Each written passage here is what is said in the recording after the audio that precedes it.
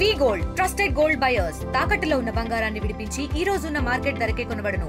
మరిన్ని వివరాలకు సంప్రదించండి 77107720.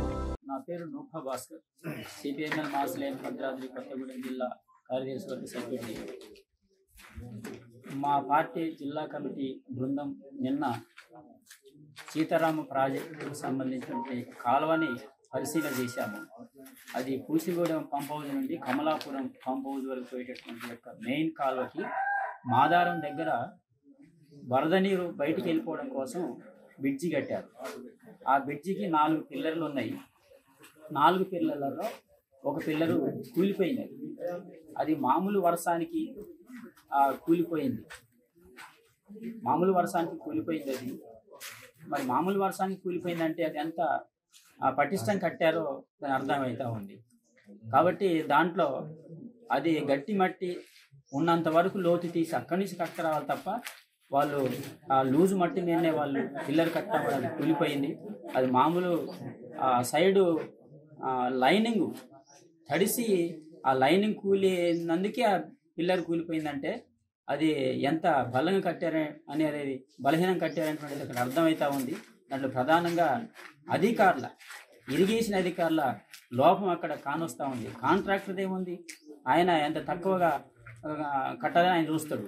కానీ అధికారుల యొక్క పర్యవేక్షణ లోపం వల్లనే ప్రధానంగా అక్కడ లోపం జరిగిందని చెప్పేసి అని మాకు అర్థమైంది.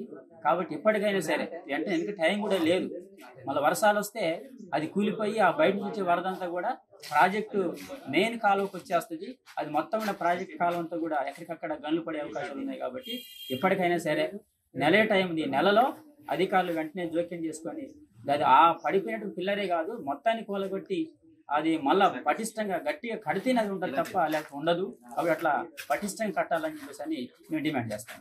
భద్రాద్రి కొత్తగూడెం జిల్లా కార్యదర్శిని.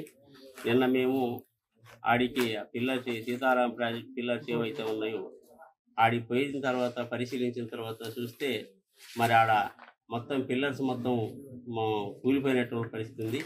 ఆ ఉన్నటువంటి 3 పిల్లర్స్కి 2 ఉన్నాయి. ఆ 2 పిల్లర్స్ కూడా ఇవాళ ఈ ఉన్న దాంట్లో కూడా అవి కూడా నాశరకంగా కనపడతా ఉన్నాయి.